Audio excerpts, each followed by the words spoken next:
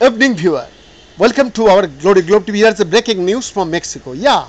Mexican lawmakers were forced to suspend debate on a controversial judicial reform after protesters broke down the doors of the Senate building and forced their way into the upper house's session hall.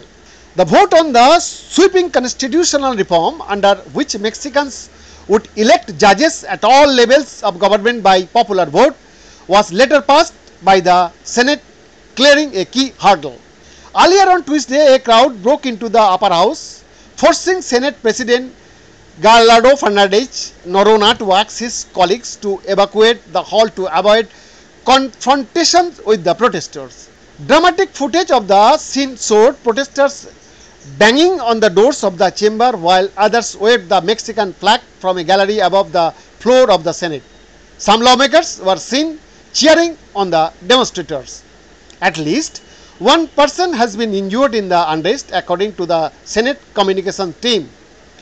The constitutional changes that sparked the unrest are being championed by Mexican President Andres Manuel Lopez Obrador, who has long been critical of the country's Supreme Court after it stood in the way of some of his signature policy proposals.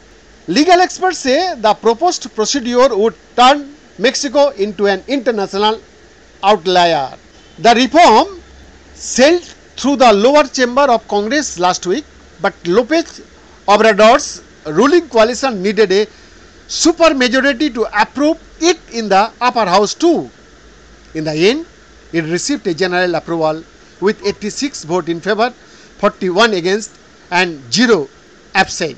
The bill faced rare and stinging critique from US Ambassador Ken Salazar in Mexico City, in which he called the election of judges a major risk to functioning of Mexico's democracy.